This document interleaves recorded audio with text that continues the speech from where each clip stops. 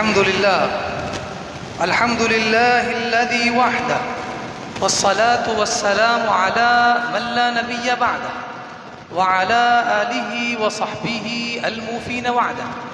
أما بعد فأعوذ بالله من الشيطان الرجيم. بسم الله الرحمن الرحيم. إن الله وملائكته يصلون على النبي يا أيها الذين آمنوا صلوا عليه وسلموا تسليما. اللهم صل على سيدنا ومولانا محمد وعلى آل سيدنا ومولانا محمد بارك وسلم صلاة وسلاما عليك يا رسول الله صلی اللہ تعالی علیہ وسلم. پچھلے جمعہ جو خطاب ہوا، اس جمعہ انشاءاللہ العزیز اس خطاب کا کچھ حصہ بچ گیا تھا، تو انشاءاللہ ہم اسی خطاب کو کنٹینیو کریں گے. موضوع تھا ایک ولی کی زندگی کا ماحصل صرف 8 فوائد ہیں، یعنی 8 چیزیں انہوں نے بیان کی جو ان کی ساری زندگی کا ماحصل تھا.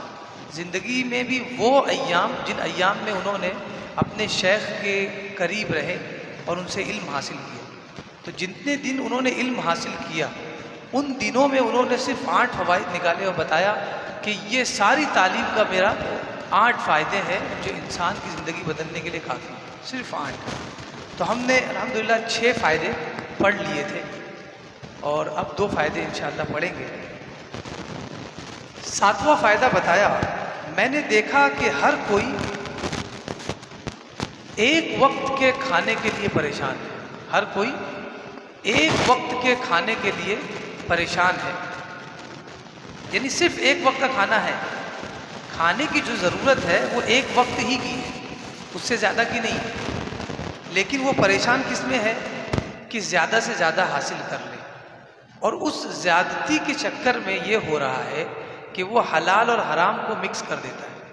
اب وہ یہ تفریق اور تمیز نہیں کر پاتا کہ جو چیز میں حاصل کرنا چاہ رہا ہوں جس کے بعد میں مالدار ہو جاؤں گا، لوگوں کی نگاہوں میں بہت ہی منظور ہو جاؤں گا، وہ یہ نہیں سمجھ پا رہا کہ جو حاصل کر رہا ہوں وہ اصل میں حرام ہے. اور حرام کے جو نقصانات ہیں وہ فوری طور پر ظاہر نہیں ہوتے، وہ بعد میں آپ کی زندگی میں آپ کی کامیابیوں میں روڑے ڈالتے ہیں، اور ہمیں اس وقت جب ہم حرام کے ارتکاب کرتے ہوتے ہیں ہمیں اس کا احساس نہیں ہوتا. تو کہا کہ انسان ایک وقت کے کھانے کے لیے اتنا زیادہ مشغول ہے کہ اس نے حلال اور حرام میں تمیز کرنا چھوڑ دیا، بلکہ ان چیزوں کو جن کے بارے میں اسے پتہ ہی نہیں کہ اسلام کیا کہتا ہے، یہ حلال ہے یا حرام ہے، اسے بھی وہ حاصل کر لیتا ہے. جبکہ کام یہ تھا کہ اسے جانے کہ یہ اصل میں حلال ہے یا حرام ہے. زندگی میں ہم بہت ساری چیزیں حاصل کرتے ہیں تو ہم پتہ لگاتے ہیں کہ یہ چیز ہمارے لیے فائدہ مند ہے یا نہیں ہے. مثال کے طور پر ایک عالم دین ہے، اس کا کپڑوں کی دکان سے یا کپڑوں کے مٹیریل فیبرک سے کیا لینا دینا، اس کو اس بارے میں کوئی نالج نہیں ہے، اس کو دین کی نالج ہے. تو ظاہر سی بات ہے جب وہ مارکیٹ کپڑا خریدنے جائے گا تو کسی ایسے بندے کو لے جائے گا جس کو فیبرک کی پہچان ہو، کپڑوں کی پہچان ہو، کہ کہیں ایسا نہ ہو ایک جیسا دکھنے والا کپڑا اور وہ مہنگا اٹھا لے، کہ بتایا جائے کہ بالکل وہ کپڑا جو آپ چاہتے ہیں جس کا نام آپ نے بتایا یہ وہی کپڑا ہے، جبکہ وہ کپڑا نہیں ہے. بظاہر دکھ تو رہا ہے لیکن فیبرک سیم نہیں ہے، جس کی بنیاد پر وہ دھوکے میں پڑ جائے. تو اس لیے ہم چاہتے ہیں کہ ہم جس سامان کو خریدنے کے لیے مارکیٹ میں جا رہے ہیں ہم چاہتے ہیں کہ اس کا کوئی ماہر بھی ہمارے ساتھ ہو، منجھا ہوا شخص ہو، تاکہ ہم مارکیٹ میں دھوکہ نہ کھائیں.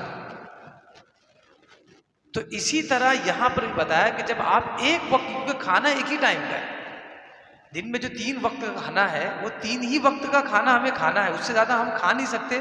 سیو کر سکتے ہیں، کھا تو نہیں سکتے، کیونکہ اتنی سخت ہمارے اندر دین ہی اللہ نے ایک لمیٹیشن بنائی ہے ہمارے پیٹ کی، اتنا ہی ہم کھا سکتے ہیں، باقی آپ جمع کر سکتے ہیں. تو کہا کہ اس چکر میں کہ ایک وقت کا کھانا کھانا ہے ہم زیادہ جمع کرنے جاتے ہیں اور یہ سوچتے ہیں کہ زیادہ جمع کر لیں گے تو مالدار ہو جائیں گے، اور حال یہ ہوتا ہے کہ حرام بھی اگر مل جائے تو اسے بھی ایکسیپٹ کر لیتے ہیں. یہ نہیں سوچتے کہ شاید یہی حرام ہمارے سارے حلال کو کھا جائے گا. اتنے دنوں سے ہم نے جو پاک بازی بتائی ہے اور پاک اور طاہر رزق جمع کیا ہے، یہ ایک حرام کا قطرہ ہمارے سارے رزق کو خراب کر دے گا. آپ دیکھیے کہ 1 لیٹر پانی ہو اور ایک قطرہ شراب کا ہو، وہ پانی کون پیے گا؟ اگر اسے بتا دیا جائے کہ 1 لیٹر پانی اور 1 قطرہ شراب ہے، یا 1 قطرہ پیشاب کا قطرہ، تب وہ پانی کوئی نہیں پیے گا۔ یہی حال حلال کا ہے، بہت نازک ہے حلال۔ 1 قطرہ حرام اگر مل گیا تو پورا حلال جو ہے حرام ہو جاتا ہے، اس کے نقصانات اتنے بڑے ہیں۔ تو انہوں نے کہا کہ میں نے دیکھا کہ لوگ ایک وقت کی روٹی کے لیے حلال اور حرام میں تمیز نہیں کر رہے، بلکہ ان چیزوں کو بھی حاصل کر لیتے جن کے بارے میں پتہ ہی نہیں کہ وہ حلال بھی ہے یا حرام ہے، بس وہ لے لیتے ہیں۔ تو کہا کہ میں اللہ کی بارگاہ میں گیا اور میں نے پوچھا، اے رب مجھے میری رہنمائی فرما کہ میں کیا کروں، کہ جب مجھے وقت پڑے ایسا تو میں جب حلال کمائی کرنے جاؤں تو میں کیا کروں، کیسے میں اپنے دل کو سمجھاؤں کہ یہ حرام ہے اسے مت لے اور حلال کو لے لے، کیسے سمجھاؤں میں؟ کیونکہ میں بھی انسان ہوں، میرا بھی دل چاہتا ہے کہ دوسروں کی طرح میں بھی مالدار ہو جاؤں، میرے پاس بھی سیونگز ہو، بینک اکاؤنٹس ہو۔ اللہ تبارک و تعالیٰ نے فرمایا وَمَا مِن دَابَّةٍ فِي الْأَرْضِ إِلَّا عَلَى اللَّهِ رِزْقُهَا، زمین پہ جتنی مخلوق ہے سب کا رزق اللہ تبارک و تعالیٰ کے ذمہ ہے۔ اللہ نے فرمایا یہ سارا جتنے بھی لوگ آپ کو دکھ رہے ہیں یہ سب کا ذمہ رزق کا میرے ذمہ ہے، عبادت ان کے ذمہ ہے، ان کو جتنا چاہیے عبادت کرنا کریے۔ آپ ایک مرتبہ سبحان اللہ بولیں گے ایک درخت لگ جا رہا ہے، کوئی وہ نہیں ہے، لیکن آپ 4 مرتبہ آواز لگائیے کہ بھائی یہ کپڑا خرید لو، پتہ نہیں ایک بار بھی کوئی گاہک آئے گا کہ نہیں آئے گا۔ پتہ ہے چلا رزق دست قدرت میں ہے اور عبادت بندے کے ہاتھ میں ہے، لیکن ہم عبادت کرتے وقت کیا کہتے ہیں؟ اللہ کرم فرمائے انشاءاللہ پھر نماز شروع کی جائے گی، بس کرم ہو جائے مولا کا۔ عبادت میں کرم ڈھونڈ رہے ہیں اور رزق میں خود نکل پڑے ہیں، اتنا نکل پڑے ہیں کہ وہ گھر بھی چھوڑ چکے ہیں اور خدا کو بھی چھوڑ چکے ہیں، جبکہ اس نے کہا ہے تم مارکیٹ میں بھی دکان لوگے تو اتنا ہی ملے گا جتنا میں دینے والا ہوں، اور گلی میں بھی دکان کھولو گے تب بھی تم کو اتنا ہی ملنے والا جتنا میں دینے والا ہوں۔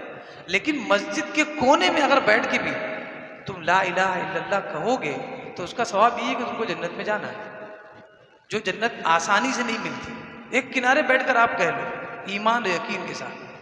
تو کہا کہ اس دن سے میں نے سوچ لیا کہ اب مجھے اسی پر چلنا ہے، جو مل گیا میں سمجھوں گا یہ میری قسمت ہے، اور جب حلال میرے سامنے آئے گا اگرچہ وہ بہت چمکتا ہوا ہوگا تب بھی میں یہی سوچوں گا کہ اگر یہ حلال میں نے چھوڑ دیا تو ہو سکتا ہے کہ آدھا پیٹ کھانا کھائے، یا ہو سکتا ہے ایک دن یا آدھا دن بھوکا رہنا پڑے، لیکن میں اس لیے رک جاؤں گا کیونکہ اللہ نے فرمایا ہے کہ تمہارا رزق میرے ذمہ ہے، تو اگر میں بھوکا ہوں تو اسی نے رکھا ہے، اور کل جو میرا پیٹ بھرا تھا تو اسی نے رکھا تھا۔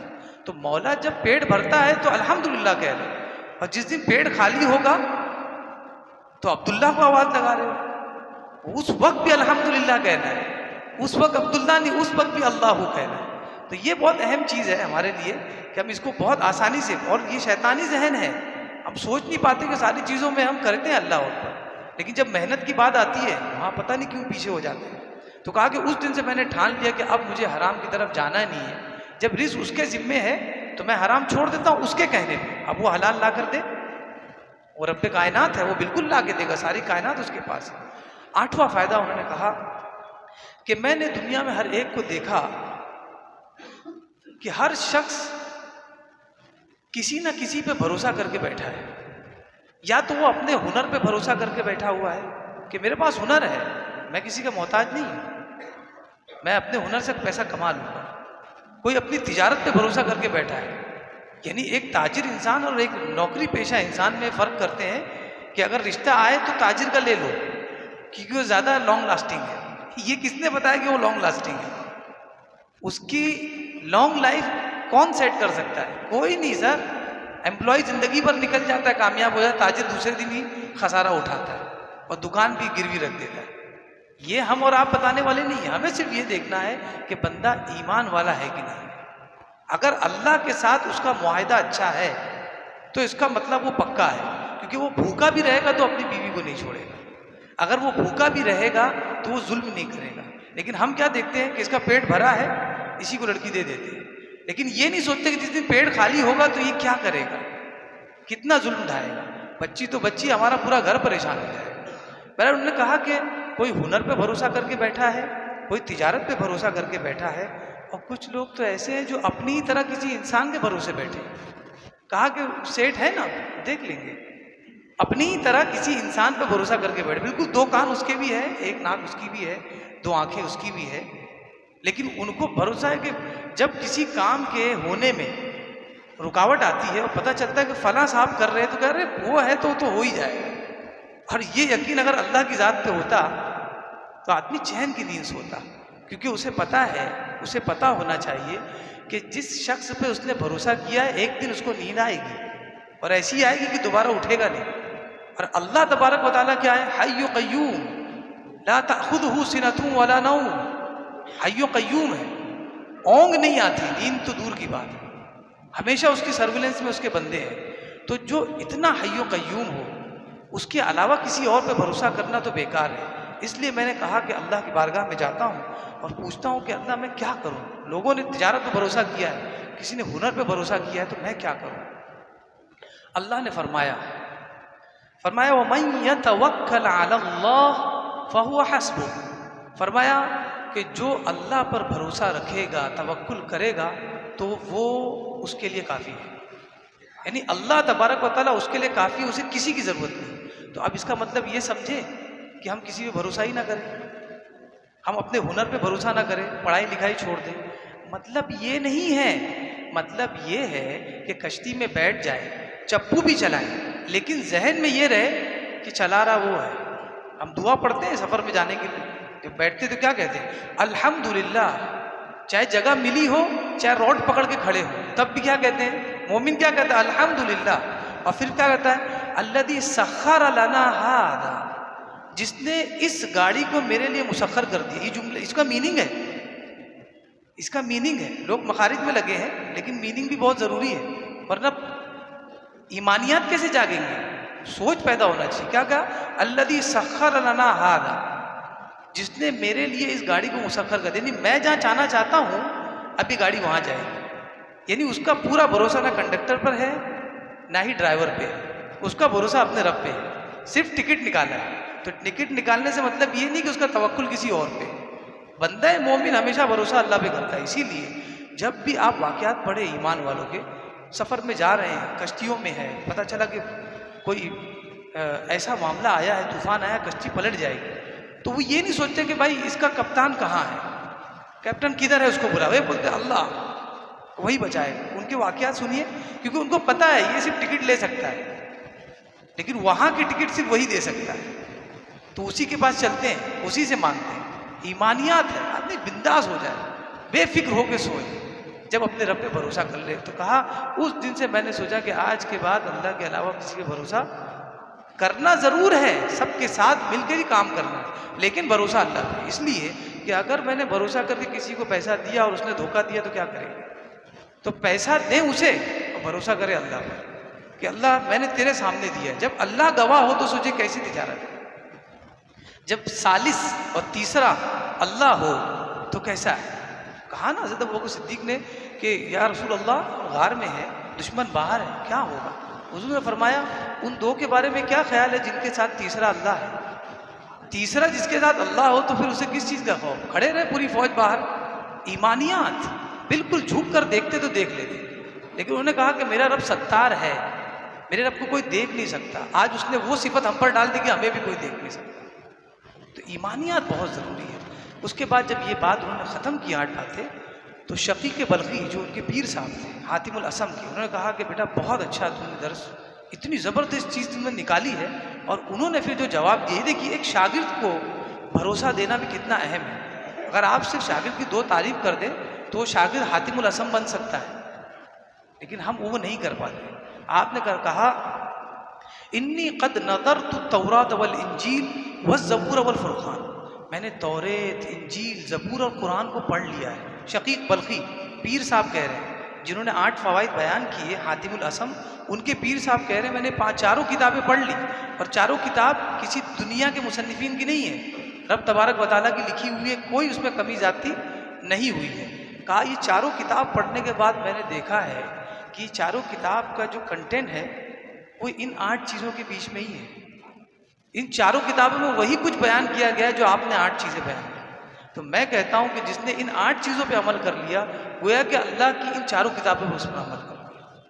اور آپ دیکھیں ہماری زندگی کا سب سے اہم رکن ہے یہ 8 چیزیں. اگر اس پہ آدمی بھروسہ کر لے وہ چین کی نیند سوئے گا اور اسے یقین ہو جائے گا کہ اگر کوئی میرا چلانے والا ہے تو وہ میرا رب ہے۔ اللہ تبارک و تعالیٰ کی بارگاہ میں دعا ہے کہ ہمیں کہنے سننے سے زیادہ اس پر عمل کی توفیق عطا فرمائے، اور انشاءاللہ